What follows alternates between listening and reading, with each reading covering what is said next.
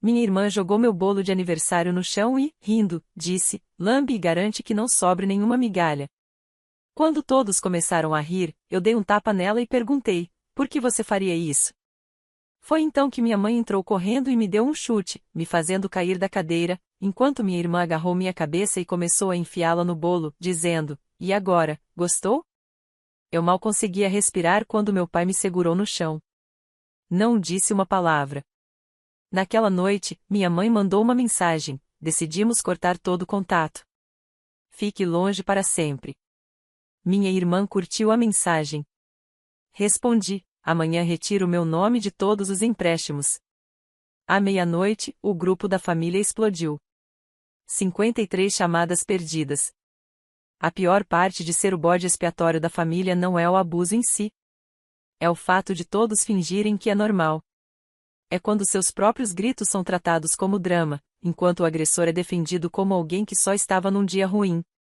É quando você começa a duvidar da própria realidade, porque, claro, pais não odeiam seus filhos sem motivo, e certo? Errado.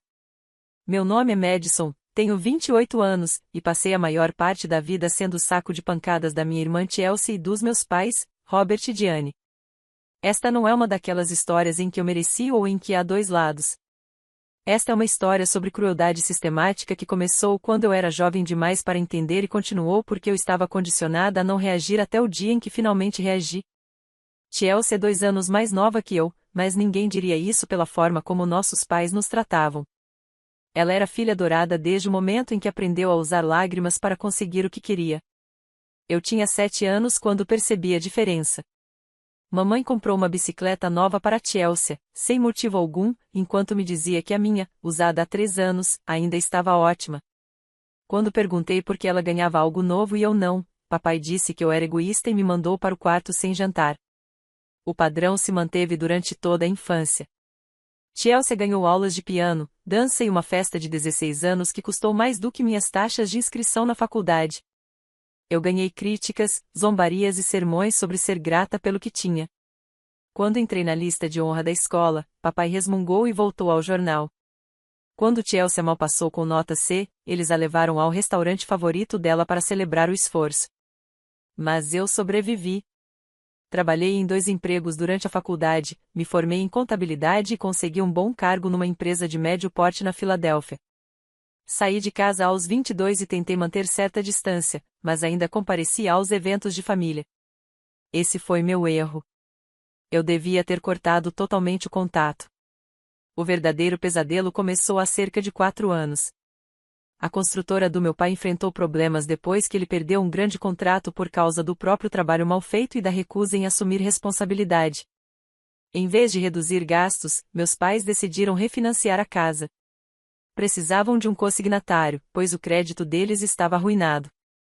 O da Chelsea era ainda pior, já que ela havia estourado 3 cartões de crédito com roupas e viagens para Miami. Eles me pediram ajuda e imploraram, na verdade. Papai até chorou, algo que eu nunca tinha visto. Disse que perderiam tudo, que ficariam sem teto, que eu era a única esperança deles. Mamãe segurou minha mão e disse que, apesar das diferenças, família ajuda família. Chelsea até se desculpou por às vezes ser uma mimada e disse que queria que nos aproximássemos. Eu fui uma idiota. Assinei. 6 meses depois, aconteceu de novo com o caminhão do papai. Ele disse que precisava para o trabalho, que a concessionária não o financiaria e que seria só por 2 anos. Prometeu não atrasar nenhum pagamento. Eu assinei novamente. Então Chelsea decidiu voltar a estudar e disse que faria enfermagem embora nunca tenha se matriculado em lugar algum. Precisava de um empréstimo estudantil, mas, sem crédito e sem matrícula, precisava de um consignatário. Mamãe me ligou chorando, dizendo que Chelsea finalmente estava pondo a vida em ordem, que eu era a bem-sucedida da família e que, como boa irmã, devia ajudá-la a realizar o sonho. Eu devia ter dito não. Deus, eu devia ter dito não. Mas assinei de novo. Em 4 anos, coassinei cerca de $180 mil em empréstimos e financiamentos. O refinanciamento da casa foi de 145 mil, o caminhão 28 mil, o empréstimo estudantil 7 mil. Houve ainda outras pequenas coisas, um cartão de crédito só para emergências que acabou acumulando 4.000 em lojas e restaurantes, o leasing de equipamentos da empresa do meu pai, que acho que ele nem lembrava que estava no meu nome. Eu mantive registros meticulosos, planilhas, cronogramas de pagamento, cópias digitalizadas de cada documento. As pessoas acham que contadores são chatos, mas existe um verdadeiro poder na documentação. Eu sabia exatamente o que tinha assinado e quando cada pagamento vencia.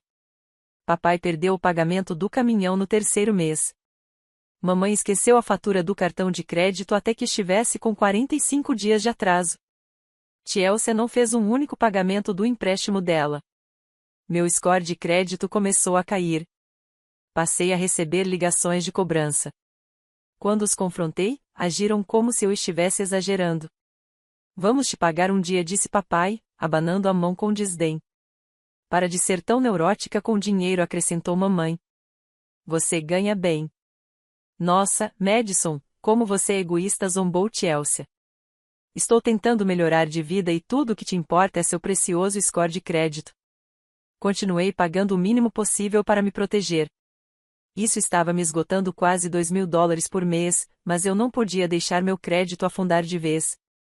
Eu tinha meu próprio contrato de aluguel, meu carro, minha vida. Mal conseguia me manter enquanto Tielcia postava fotos no Instagram em Atlantic City e mamãe redecorava a sala. Cada reunião de família virava um exercício de humilhação. Tielcia adorava fazer comentários sobre como eu era séria demais e precisava aprender a me divertir. Mamãe me comparava o tempo todo, dizendo que Tielcia era naturalmente bonita enquanto eu me esforçava demais. Papai mal reconhecia minha existência, a não ser quando precisava de algo. Parei de ir à maioria dos eventos e inventava desculpas, dizia que estava doente ou trabalhando, mas não pude escapar do jantar do meu próprio aniversário. Mamãe insistiu, dizendo que queria celebrar de verdade naquele ano. Pediu especificamente que eu fosse até a casa deles em vez de nos encontrarmos em um restaurante. Disse que prepararia meu prato favorito. Eu devia ter desconfiado. Cheguei por volta das 6 da tarde no sábado, 23 de março, meu aniversário de 28 anos. Tinha almoçado sozinha em um bom restaurante mais cedo, porque já sabia que não podia esperar muito da minha família. Mesmo assim, uma parte tola de mim ainda esperava que aquele ano fosse diferente. Tielcia abriu a porta com um sorriso presunçoso que devia ter me feito voltar para casa. Estava toda produzida, maquiagem impecável, cabelo arrumado, vestido justo. Eu, de jeans e suéter, já me senti deslocada dentro da casa dos meus próprios pais. Madison, que bom que conseguiu aparecer na sua própria festa, disse ela com um falso tom doce. Lá dentro, encontrei mamãe na cozinha tirando do forno um assado seco e passado do ponto. Meu prato favorito parecia algo em que ela não tinha colocado o menor esforço. Papai estava na sala vendo basquete no volume máximo. Nem levantou os olhos quando entrei. Oi, querida, disse mamãe distraidamente. O jantar está quase pronto. A Tielcia fez um bolo para você. Isso me surpreendeu. Tielcia nunca tinha assado nada para mim na vida. Encontrei o bolo no balcão, um bolo simples, com cobertura de chocolate e as palavras Feliz Aniversário, Madison escritas em glacê azul tremido. Parecia caseiro e, de certo modo, até decente. Uau, Tielcia, isso ficou muito bonito, disse eu, verdadeiramente emocionada apesar de tudo. Obrigada. Ela sorriu largo. Claro, você é minha irmã. Tinha que fazer algo especial. Jantamos, que estava tão ruim quanto parecia. O assado estava duro e sem gosto, os legumes viraram purê, mas eu comi e elogiei minha mãe porque era o que me ensinaram a fazer. Fazer os outros se sentirem confortáveis. Não causar problema. Ser grata pelas migalhas. Depois do jantar, minha mãe abaixou as luzes. Tielcia trouxe o bolo com as velas acesas e cantaram parabéns de modo desafinado e sem entusiasmo. Papai nem cantou, ficou apenas ali mexendo no celular. Apaguei as velas e minha mãe começou a cortar as fatias. Ela me deu a primeira num prato de papel. Eu ia dar a primeira mordida quando, de repente, Tielcia levantou-se. Espera, Madison, quero tirar uma foto, disse ela, puxando o celular. Segurei o prato e sorri, esperando que ela batesse uma foto rápida. Em vez disso, ela passou pelo lado da mesa na minha direção. Pensei que talvez quisesse fazer uma selfie com a gente. Aí ela agarrou o prato das minhas mãos e o jogou no chão. O bolo bateu no linóleo com um som molhado, o prato de papel caiu virado e o glacê se espalhou pelo piso. Por um momento, eu não consegui processar o que tinha acontecido. Meu cérebro não fazia sentido daquilo. Tielcia começou a rir. Não uma risadinha, mas uma gargalhada completa, verdadeira, como se tivesse visto a coisa mais engraçada do mundo. Opa, disse ela, entre risadas. Melhor você limpar isso, Madison. Fitei o bolo no chão, depois ela, depois meus pais. Mamãe tinha um sorrisinho nos lábios. Papai olhava pro bolo, a expressão indecifrável. Aquele era meu pedaço, falei baixo. Por que você lambeu e ainda disse para ter certeza de que não sobrasse nenhuma migalha? Tielcia me interrompeu, a voz carregada de falsa preocupação. A risada dela aumentou, mais teatral. Mamãe começou a rir também. A boca do papai fez um movimento como se fosse sorrir. Todos riam de mim, do meu bolo no chão, da minha cara. Algo estourou por dentro. Levantei-me tão rápido que a cadeira arranhou o piso. Fui direto até Tielcia e dei um tapa na cara dela. O riso parou instantaneamente. O tapa não foi forte o suficiente para realmente machucá-la, mas foi o bastante para chocar todo mundo na sala e a mim também. Minha palma ardia. A boca de Tielcia ficou aberta de surpresa, uma mão voando até a bochecha que ardia. Por que você faria isso? Perguntei, com a voz trêmula. O que há com você? Por um segundo, ninguém se mexeu. Então, o rosto da minha mãe se transformou em algo horrível, distorcido de ódio. Ela avançou sobre mim do outro lado da cozinha com uma velocidade que eu nem sabia que ela tinha.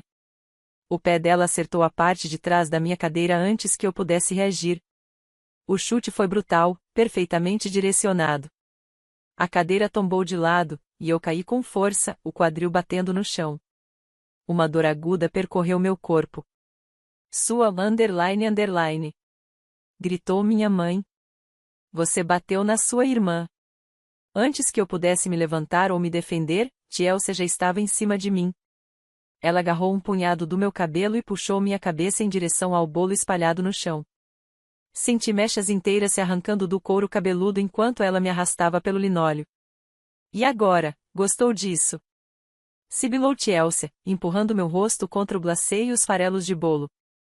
Tentei reagir, mas minha mãe já tinha segurado meus braços. Papai apareceu e jogou todo o peso do corpo sobre minhas costas, me prendendo no chão. Eu não conseguia respirar com o joelho dele pressionado entre minhas omoplatas. Meu rosto ficou a poucos centímetros do bolo, o glacê se espalhando pela minha bochecha enquanto Tielcia empurrava minha cabeça contra o piso. Eu não podia gritar, porque minha boca estava colada no chão. Não podia lutar, porque meus pais me imobilizavam. A humilhação era pior do que a dor física. Eram meus pais. Era minha irmã. E eles estavam me agredindo por causa de um tapa enquanto riam do mesmo bolo que tinham jogado no chão minutos antes. Finalmente, Tielcia soltou meu cabelo. O peso do meu pai saiu das minhas costas. Fiquei ali no chão, coberta de bolo e glacê, ofegante. Meu quadril latejava de dor onde bati na queda. Meu couro cabeludo queimava onde Tielcia arrancara mechas inteiras. Sentia o cabelo grudado no glacê do meu rosto. Ninguém me ajudou. Ninguém pediu desculpas. Ouvi os passos da minha mãe se afastando. Papai voltou para a poltrona da sala. Tielcia foi lavar as mãos na pia. Com esforço, me apoiei e me levantei, cada movimento doendo. Não olhei para nenhum deles. Caminhei até o banheiro e tranquei a porta. No espelho, vi um desastre. Glacê de chocolate grudado no cabelo, manchado pelo rosto e pelo pescoço. Meu suéter arruinado. Um hematoma já se formando no osso da bochecha, onde meu rosto tinha sido pressionado contra o chão. Limpei-me o melhor que pude com papel toalha e sabonete líquido. Minhas mãos tremiam tanto que mal conseguia abrir a torneira. A vergonha vinha em ondas. Eu tinha 28 anos e minha família acabará de me segurar no chão e esfregar meu rosto num bolo como se eu fosse um cachorro desobediente sendo punido. Quando finalmente saí do banheiro, a casa estava em silêncio. Chelsea estava sentada à mesa, comendo um pedaço de bolo e rolando o celular. Mamãe lavava a louça. Papai ainda estava plantado em frente à TV. Era como se nada tivesse acontecido. Peguei minha bolsa, que estava perto da porta, e saí sem dizer uma palavra. Ninguém se despediu. Ninguém me chamou de volta. O carro estava gelado. Fiquei no estacionamento por uns 10 minutos antes que o tremor passasse o suficiente para conseguir dirigir. A viagem de 20 minutos até meu apartamento no centro da Filadélfia pareceu durar horas. Não conseguia parar de repassar tudo na cabeça, o bolo batendo no chão, as risadas, a violência, a total falta de arrependimento. Pensava em como eles se voltaram contra mim tão rápido, como se já estivessem esperando por um motivo. Cheguei em casa por volta das 9h30 e fui direto pro chuveiro. Fiquei sob a água quente até ela esfriar, lavando o bolo do cabelo e vendo o glacê de chocolate escorrer pelo ralo. Meu quadril estava roxo, manchado, do tamanho de uma toranja. Arranhões cobriam meu pescoço, marcas das unhas de Chelsea. O hematoma na bochecha ficava cada vez mais escuro. Vesti meu pijama e sentei no sofá, no escuro. Não liguei a TV. Não coloquei música. Apenas fiquei ali, tentando entender o que tinha acontecido e o que aquilo significava. Por volta das 11, meu celular vibrou. Uma mensagem da minha mãe: decidimos cortar todo contato. Fique longe para sempre. Fiquei encarando aquelas palavras por um longo tempo. Eles estavam me expulsando por eu me defender, por eu ter dado um tapa em Chelsea depois que ela me humilhou deliberadamente, depois que todos eles me agrediram. Mais uma notificação. Chelsea havia curtido a mensagem no grupo da família. Claro que sim. Eu deveria estar arrasada. Deveria chorar, entrar em pânico, implorar para que mudassem de ideia. Mas, em vez disso, senti outra coisa. Algo frio, nítido e, de certa forma, libertador. Eles finalmente me deram permissão para parar de jogar o jogo deles. Abri o aplicativo do banco e verifiquei os saldos dos empréstimos.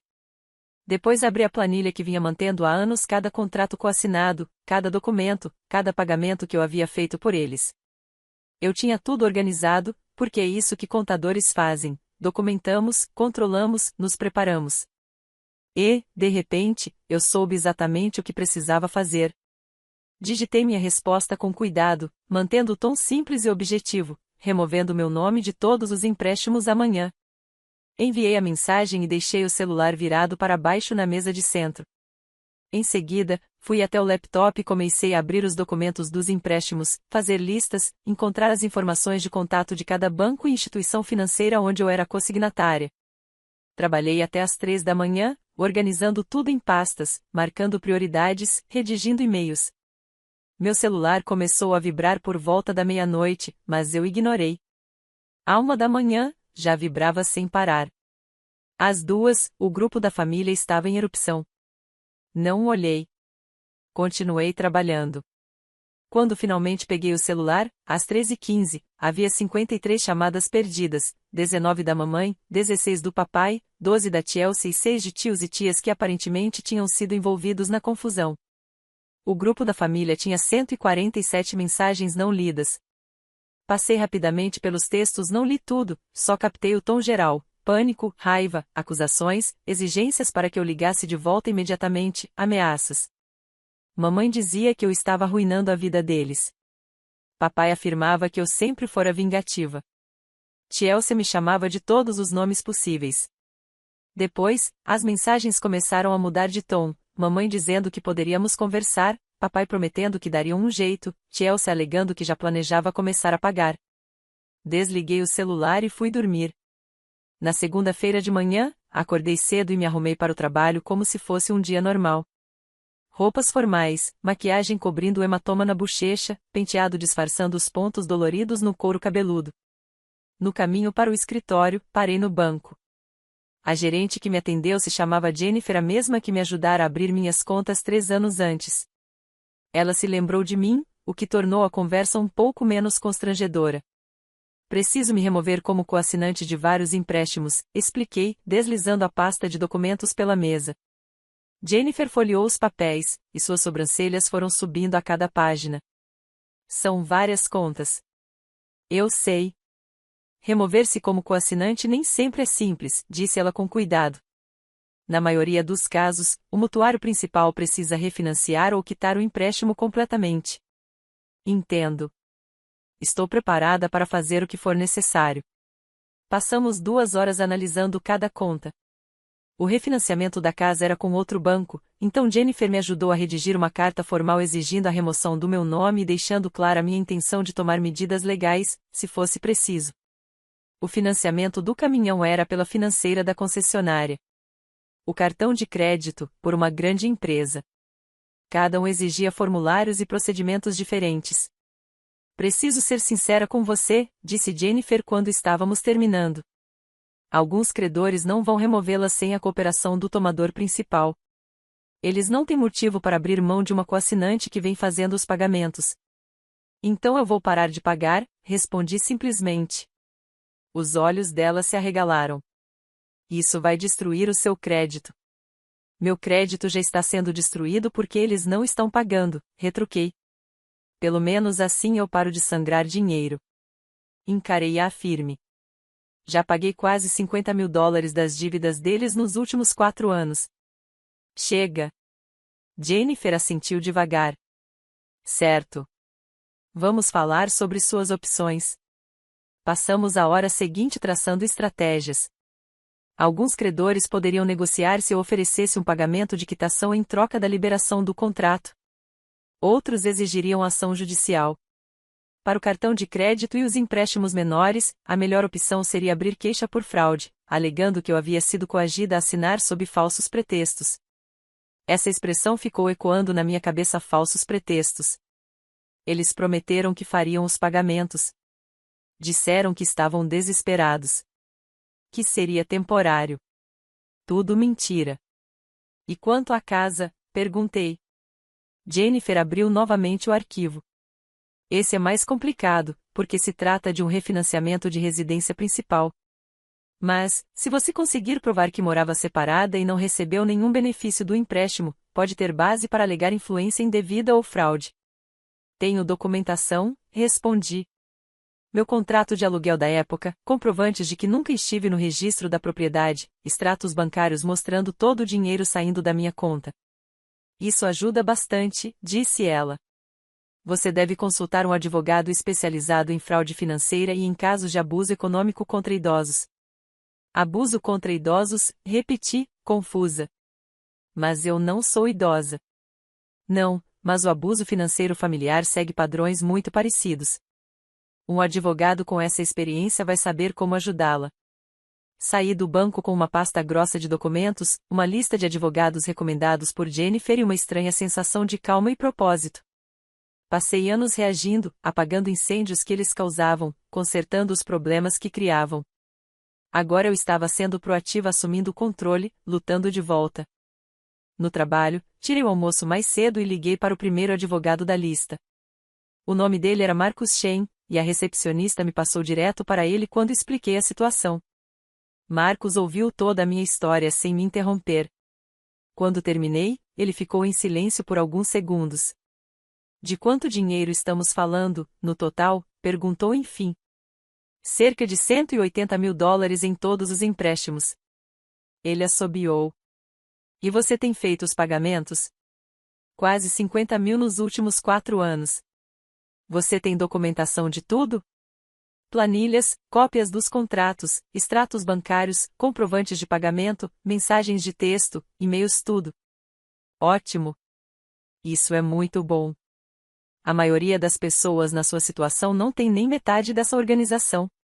Ele fez uma pausa. Vou ser bem direto com você, Madison. Isso vai ficar feio. Sua família vai lutar contra você em cada etapa. Vão dizer que você concordou em pagar, que foi voluntária, que está tentando prejudicá-los. Eles me deserdaram no sábado à noite, respondi friamente. Me agrediram fisicamente no meu próprio jantar de aniversário e depois cortaram contato. Não me importo com o que digam. Houve outro silêncio. Por que eles a agrediram? Contei todo o episódio horrível: o bolo jogado no chão, a humilhação da Chelsea, o tapa, e depois o ataque coordenado. Marcos perguntou se eu tinha tirado fotos dos ferimentos ou feito um boletim de ocorrência. Eu não tinha feito nenhum dos dois. É uma pena, mas não prejudica o caso, disse ele. Na verdade, a agressão reforça seu argumento de coerção e influência indevida. Podemos apresentar isso como um padrão de abuso sistemático financeiro e emocional. A voz dele mudou, ganhou energia.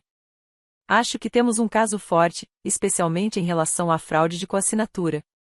Marcamos uma consulta formal para quarta-feira à noite. O valor da caução era de $5.000, o que pesaria nas minhas finanças já apertadas, mas Marcos explicou que, se tivéssemos sucesso, eu poderia recuperar não apenas minha liberação dos empréstimos, mas também indenização pelos pagamentos que já havia feito. Aquela possibilidade soou como uma tábua de salvação. Deixei o celular desligado durante toda a segunda-feira. À noite, o coloquei para carregar, mas continuei apreciando o silêncio. Na terça de manhã, liguei rapidamente só para ver se havia e-mails de trabalho. Havia 214 mensagens de texto, 89 chamadas perdidas e 34 mensagens de voz. Deletei tudo sem ler nem ouvir. Bloqueei os números da minha mãe, do meu pai e da Chelsea. Também bloqueei alguns parentes com quem mal falava. Mas deixei uma tia desbloqueada, Patrícia, irmã do meu pai. Ela sempre foi gentil comigo e havia mandado apenas uma mensagem perguntando se eu estava bem. Liguei para ela na noite de terça-feira. Ela atendeu no primeiro toque. Madison, graças a Deus. Sua mãe tem me ligado sem parar dizendo que você enlouqueceu. Estou bem, respondi. Na verdade, melhor do que bem. O que ela te contou? Que você atacou a Chelsea no seu jantar de aniversário, deu um tapa nela sem motivo e depois mandou uma mensagem ameaçando destruir financeiramente a família. O tom de Patrícia era cauteloso, neutro. Imagino que haja mais nessa história. Contei tudo. Os anos de coassinaturas, os atrasos nos pagamentos, o desgaste financeiro, o incidente do bolo, a agressão, a mensagem de rompimento. Patrícia ouviu em silêncio, embora eu tenha ouvido seu suspiro quando descrevi o momento em que me seguraram. Meu Deus, ela murmurou. Madison, sinto muito. Eu sabia que a Diane era dura com você, mas não tinha ideia de que era tão grave. A maioria das pessoas não sabia, respondi. Eles são bons em esconder. E o que você vai fazer? Contratei um advogado. Estou me removendo de todos os empréstimos que coassinei. Custar o que custar. Se eles não conseguirem pagar sem mim, é problema deles. A casa está incluída nisso, não está? Sim. Patrícia ficou em silêncio por um longo momento. Eles podem perder tudo. Deveriam ter pensado nisso antes de pararem de pagar, antes de me agredirem, antes de me deserdarem. Minha voz estava firme, calma. Tive 2 dias para processar tudo, e minha determinação só aumentou. Dei a eles 4 anos do meu dinheiro e do meu crédito. Chega. Eu te apoio, disse Patrícia com firmeza. O que você precisar, estou aqui. E, Madison, tenho orgulho de você por finalmente enfrentar tudo isso.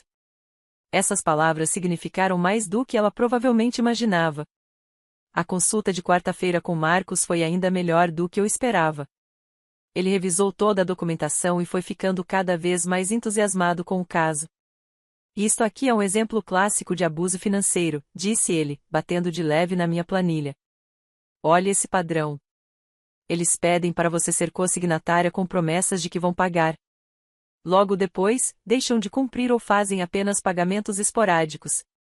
Você cobre o que falta para proteger o próprio crédito. Enquanto isso, eles continuam gastando sem responsabilidade, e você mal consegue se manter à tona. Então, te fazem sentir culpa, te manipulam para coassinar mais empréstimos. E o ciclo se repete. Conseguimos realmente me remover desses empréstimos? Perguntei. De alguns, sim, especialmente os em que conseguirmos provar fraude ou influência indevida. Outros podem ser resolvidos com acordos. O cartão de crédito, por exemplo, estou confiante de que podemos cancelar com base em compras fraudulentas. Você não fez essas compras. Foram eles. Você apenas garantiu o pagamento sob falsos pretextos. E quanto à casa? Perguntei. Marcos se recostou na cadeira. A casa é a opção nuclear. Se pressionarmos para removê-la como consignatária do refinanciamento e eles não conseguirem se qualificar sozinhos, o banco exigirá o pagamento integral ou iniciará um processo de execução hipotecária. Seus pais podem perder a casa. Eu sei. Ele me observou por alguns segundos. Você tem certeza disso? Pensei na noite de sábado, o bolo no chão, as risadas, o chute da minha mãe na cadeira, as mãos da Chelsea puxando meu cabelo e empurrando meu rosto contra aquela sujeira, o peso do meu pai esmagando meu corpo, a mensagem me deserdando. Respirei fundo. Tenho certeza. Então tá. Vamos derrubar tudo. O processo levou meses. Marcos entrou com reclamações formais em cada instituição financeira, exigindo minha remoção como consignatária e anexando toda a documentação que comprovava o abuso financeiro. Ele também abriu processos por fraude contra o cartão de crédito e o empréstimo pessoal feito pela Chelsea, além de enviar uma carta de notificação à empresa hipotecária dos meus pais, detalhando o caso de influência indevida e coerção. As respostas variaram. A administradora do cartão de crédito investigou e, após eu comprovar que nunca havia feito compras nem recebido nenhum benefício da conta, concordou em me remover completamente e perdoar a obrigação de consignatária. As compras fraudulentas da Chelsea foram anuladas e a conta dela foi encerrada, ela nunca mais conseguiria outro cartão com aquela empresa. Os empréstimos menores foram mais difíceis. A concessionária do caminhão se recusou a negociar, então Marcos abriu um processo judicial. A empresa de aluguel de imóveis aceitou encerrar o contrato se eu pagasse uma quantia de $1.500, valor que paguei com relutância, mas ainda melhor do que continuar presa a uma dívida de $3.000. A casa, porém, foi a verdadeira batalha.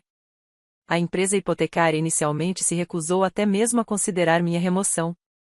Em abril, Marcos entrou com uma ação judicial citando as leis de abuso financeiro familiar, fraude e influência indevida. Solicitamos, por intimação, os registros de renda e gastos dos meus pais durante o período em que eu vinha pagando as parcelas por eles. As provas eram devastadoras. Enquanto eu pagava a hipoteca, eles haviam feito 2 viagens, comprado uma nova mobília de sala e financiado a viagem da Chelsea para Las Vegas em seu aniversário de 26 anos. Meus pais contrataram um advogado, um tal de Patterson, especializado em defesa de cobrança de dívidas. Ele tentou argumentar que eu havia coassinado de livre vontade, que me beneficiei por ajudar a família e que agora estava agindo por vingança após uma discussão familiar menor. Marcos o destruiu em audiência. Apresentou as provas da agressão, incluindo as fotos dos hematomas que eu tirei 2 dias depois, a pedido da Patrícia. Mostrou a mensagem de texto em que minha mãe me deserdava. Trouxe um perito contábil que analisou o fluxo de dinheiro e demonstrou que eu havia pago quase $50.000 das dívidas da família sem receber nenhum benefício em troca. Patrícia também testemunhou, falando sobre a dinâmica familiar, os anos de favoritismo com a Chelsea, o padrão de exploração financeira. A juíza era uma mulher de cerca de 60 anos chamada Sandra Morrison. Ela ouviu tudo com uma expressão cada vez mais severa. Quando Patterson tentou me pintar como uma filha rancorosa, a juíza o interrompeu de forma seca. Doutor, eu já analisei as provas. A senhorita Pierce tinha 24 anos quando assinou como fiadora do primeiro empréstimo. Ela havia acabado de se formar na faculdade. Foi repetidamente assegurada de que os tomadores fariam os pagamentos. Essas promessas se mostraram falsas. Ela passou 4 anos esgotando suas próprias economias para cobrir obrigações pelas quais nunca deveria ter sido responsável. E, quando finalmente decidiu se defender, sua família a agrediu fisicamente e rompeu todo contato. Esta não é a história de uma filha rancorosa. É a história de um abuso financeiro e físico sistemático. A juíza decidiu totalmente a meu favor. Fui removida imediatamente como fiadora do refinanciamento da casa. A empresa hipotecária recebeu 30 dias para conseguir um novo fiador ou exigir que os tomadores principais refinanciassem por conta própria. Caso contrário, poderiam exigir o pagamento integral ou iniciar o processo de execução hipotecária. Meus pais tinham 30 dias para levantar $145.000 ou encontrar alguém disposto a assinar com eles. Com o histórico de crédito deles e o negócio falido do meu pai, eu sabia que nenhuma das opções era viável. Não senti nada quando a sentença foi emitida, nem satisfação, nem culpa, nem arrependimento. Apenas uma sensação silenciosa de encerramento. As consequências vieram rápido e de forma espetacular. Minha família estendida explodiu em opiniões. Metade me chamou de fria e cruel. A outra metade me procurou discretamente para dizer que gostaria de ter percebido o que estava acontecendo antes. A tia Patrícia ficou firmemente do meu lado, mesmo que isso abalasse sua relação com meu pai. Mamãe e papai tentaram refinanciar, mas foram rejeitados por todos os bancos. Imploraram para que Patrícia fosse fiadora. Ela recusou. Também pediram ajuda a outros parentes, mas a notícia do processo havia se espalhado e ninguém quis se envolver no desastre financeiro deles. Chelsea teve que se mudar de volta para a casa dos meus pais, pois não podia mais pagar o apartamento sem o dinheiro que tirava de mim. Suas redes sociais, antes cheias de fotos glamorosas, ficaram em completo silêncio. O negócio do meu pai faliu oficialmente em junho e descobriu-se que eu não era a única pessoa que ele havia enganado com promessas vazias. Em julho, o banco iniciou o processo de execução da hipoteca. Meus pais tinham 90 dias para desocupar a casa. Minha mãe tentou me contatar uma última vez, de algum modo conseguindo meu e-mail do trabalho. A mensagem era longa, confusa e desesperada. Dizia que perderiam tudo, que ficariam sem lar, que eu estava destruindo a família por causa de um erro, que Chelsea e ela estavam arrependidas, e perguntava se não poderíamos simplesmente deixar o passado para trás. Eu deletei o e-mail sem responder. Marcos me ajudou a entrar com um pedido judicial para recuperar os $50.000 que paguei por eles. O tribunal reconheceu meu direito à restituição. Meus pais, obviamente, não tinham como pagar, então a decisão ficaria registrada no histórico de crédito deles como uma cicatriz permanente, piorando ainda mais suas pontuações já péssimas. Em setembro, recebi uma mensagem da tia Patrícia: meus pais haviam se mudado para um pequeno apartamento de aluguel em um bairro ruim. Chelsea estava trabalhando em um posto de gasolina. Papai fazia bicos pagos em dinheiro, já que sua reputação profissional estava arruinada. Mamãe trabalhava como caixa em um supermercado. Não senti culpa. Eles tiveram inúmeras oportunidades de me tratar como família, de cumprir promessas, de agir com decência. Escolheram a crueldade. Essas eram as consequências das próprias ações. Enquanto isso, minha vida finalmente melhorava. Sem o peso de $2.000 mensais em pagamentos de empréstimos deles, eu podia respirar novamente. Quitei meu próprio carro antecipadamente, reconstruí minha reserva de emergência e meu crédito começou a se recuperar. Em agosto, fui promovida no trabalho em parte porque não estava mais sobrecarregada e estressada o tempo todo. Comecei terapia para lidar com os anos de abuso que eu havia normalizado. Minha terapeuta, doutora Karen Williams, especializada em traumas familiares, me ajudou a compreender que o que vivi foi abuso real, não apenas problemas de família. Ela me ajudou a processar a culpa que eu sentia pela situação dos meus pais, lembrando-me repetidamente de que eu não havia criado aquele caos eles haviam criado. Você não os obrigou a te agredir, disse a doutora Williams em uma sessão. Você não os fez deixar de pagar empréstimos. Você não os fez escolher a crueldade. Você apenas escolheu parar de permitir esse comportamento. As consequências deles não são sua responsabilidade. Isso se tornou meu mantra: as consequências deles não são minha responsabilidade. Em outubro, fiz minhas primeiras férias de verdade em anos. Foi apenas um fim de semana prolongado em Boston, mas fiquei em um bom hotel, comi em ótimos restaurantes e não precisei checar minha conta bancária a cada 5 minutos.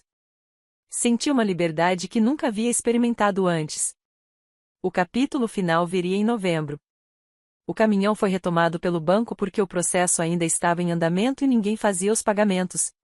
O empréstimo estudantil de Chelsea entrou em inadimplência, já que ela nunca havia feito um único pagamento e eu não estava mais cobrindo suas dívidas. Seu salário no posto de gasolina passou a ser penhorado. Em dezembro, recebi uma carta do advogado do meu pai perguntando se eu consideraria um acordo em que desistiria do pedido de restituição em troca de eles assinarem um documento prometendo nunca mais entrar em contato comigo. Marcos me disse que isso não era necessário, já que eu já os havia bloqueado, mas vi valor em ter algo oficial.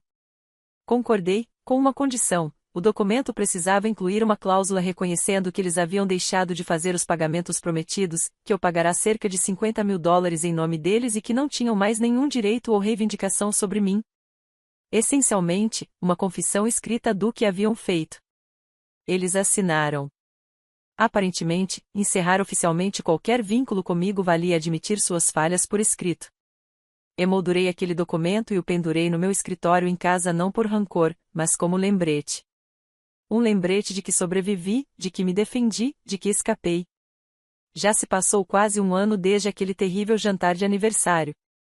Hoje tenho 29 anos, moro em um apartamento melhor, em um bairro mais tranquilo. Estou namorando um homem gentil chamado Eric, que conheci no trabalho. Ele acha minhas planilhas encantadoras, não obsessivas.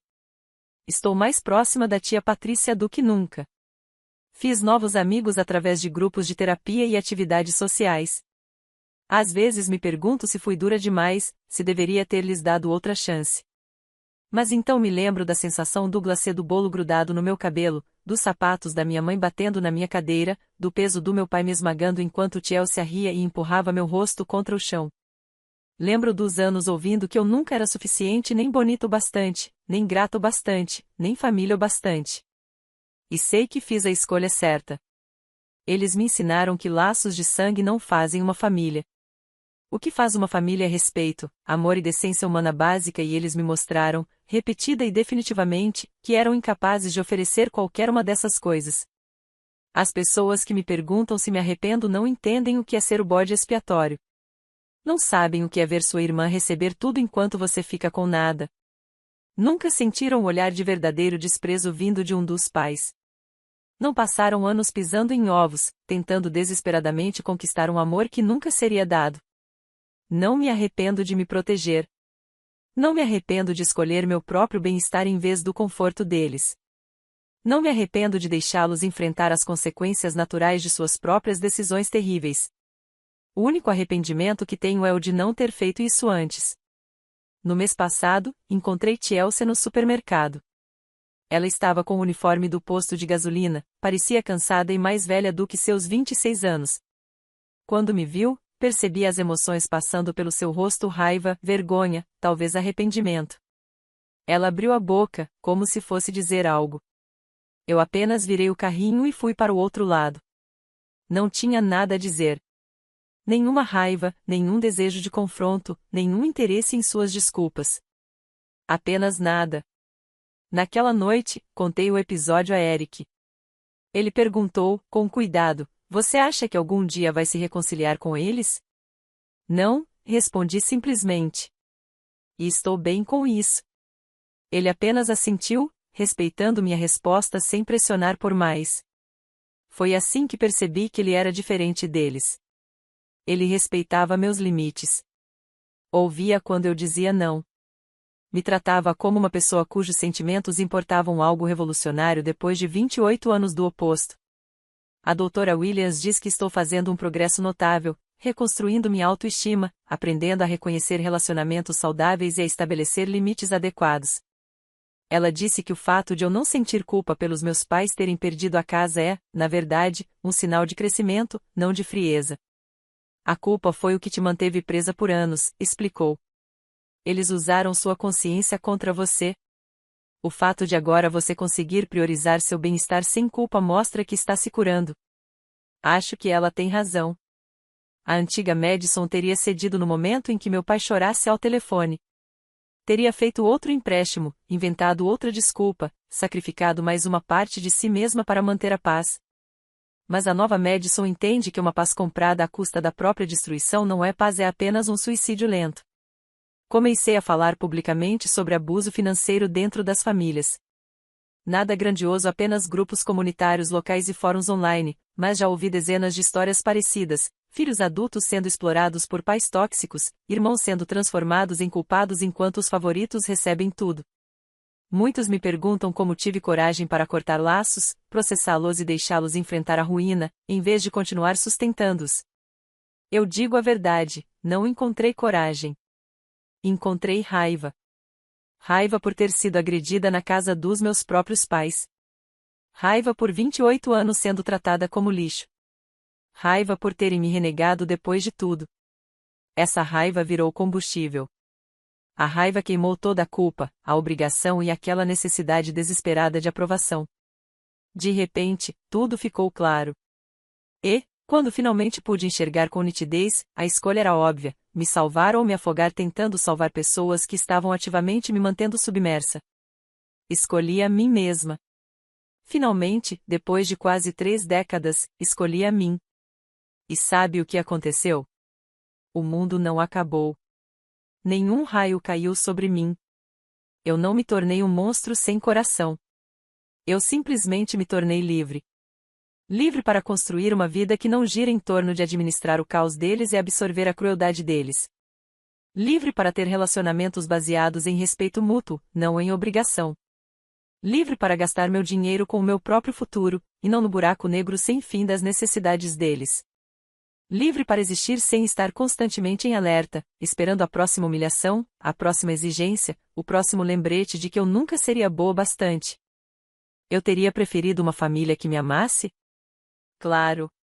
Toda criança merece pais que a protejam, não que a machuquem. Toda pessoa merece irmãos que apoiem, não que sabotem. Mas eu não tive essa família. Eu tive Robert, Diane e Chelsea. E finalmente aceitei que nenhum esforço, nenhum sacrifício, nenhuma resistência minha seria suficiente para transformá-los na família que eu precisava ter. Então construí a minha própria. A tia Patrícia, que sempre está presente. Eric, que me trata com gentileza e respeito. Minha terapeuta, meus amigos, as pessoas que escolhi que realmente se importam com o meu bem-estar. Essa é minha família agora. E é infinitamente melhor do que a que eu nasci. Às vezes, tarde da noite, quando não consigo dormir, penso naquele bolo de aniversário no chão. Penso na risada de Chelsea, na crueldade em seus olhos quando disse, lambe tudo e vê se não sobrou farelo. Penso em como meus pais se juntaram tão rápido, em como justificaram facilmente me segurar e me humilhar. E penso na minha resposta a remover meu nome de todos os empréstimos amanhã. 8 palavras que mudaram tudo.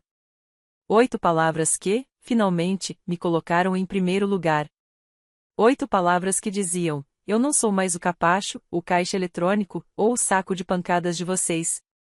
Essas 8 palavras custaram a eles a casa, o crédito, o conforto de viver às minhas custas. Mas essas 8 palavras me devolveram a vida. Uma troca justa, se quer saber. A última atualização dessa história chegou na semana passada, quando Patrícia me ligou para contar que meu pai havia tentado falar com ela sobre uma possível reconciliação. Aparentemente, ele e minha mãe estavam discutindo isso e queriam saber se eu aceitaria fazer terapia familiar, curar a ferida e seguir em frente juntos. Patrícia, abençoada como é, respondeu sem hesitar, absolutamente não. Disse que eu estava prosperando sem eles, que havia construído uma vida boa e que o melhor que podiam fazer por mim era continuar longe. A reação dele, segundo Patrícia, disse tudo. Ele ficou furioso. Disse que eu estava sendo dramática, guardando rancor por uma noite ruim. Disse que eu tinha arruinado a vida deles por causa de um tapa e um mal-entendido. Uma noite ruim. Foi nisso que ele reduziu tudo. Não os anos de favoritismo. Não a exploração financeira. Não a agressão. Não o fato de terem me deserdado. Apenas uma noite ruim, e eu é que estava exagerando. A audácia seria cômica se não fosse tão previsível. Abusadores nunca se veem como abusadores. Foi só um dia ruim. Você é sensível demais. Não foi tão grave. Você precisa superar isso. Mas eu já superei. Superei tanto que nem senti raiva quando Patrícia me contou sobre a conversa. Só cansaço. Cansaço de como são previsíveis. Cansaço da incapacidade absoluta de assumir responsabilidade. Cansaço da eterna mentalidade de vítima. Diga a ele que não, obrigada, eu disse. E, Patrícia, se ele insistir, pode bloqueá-lo também. Ela riu. Já fiz isso. E é assim que as coisas estão agora. Eu estou curando. Eles estão enfrentando as consequências de suas próprias ações. O universo não me puniu por estabelecer limites. A vida está, na verdade, muito boa. Para qualquer pessoa lendo isso que esteja em uma situação parecida, você não deve acesso à sua vida aos seus abusadores só porque compartilha o mesmo DNA. Você não precisa se queimar viva para mantê-los aquecidos. Você não precisa perdoar quem não sente remorso nem mudou. Você tem o direito de ir embora. Tem o direito de escolher a paz em vez da família. Tem o direito de se proteger, mesmo que isso signifique que eles percam o conforto construído às suas custas. As consequências deles não são sua responsabilidade. Repita comigo: as consequências deles não são minha responsabilidade. Aprendi essa lição da maneira mais difícil, coberta de bolo de aniversário, no chão da cozinha dos meus pais. Mas aprendi. E minha vida é infinitamente melhor por causa disso. Às vezes o lixo se leva sozinho. Às vezes é você quem precisa levá-lo até a calçada. De qualquer forma, é sempre melhor quando ele se vai. Meu nome é Madison Pierce. Tenho 29 anos. Ganho $73.000 por ano como contadora sênior. Tenho um ótimo apartamento, um namorado amoroso, amigos de verdade e um futuro que pertence inteiramente a mim. E cheguei até aqui fazendo a única coisa que minha família jamais acreditou que eu faria. Eu escolhi a mim mesma. A melhor decisão que já tomei.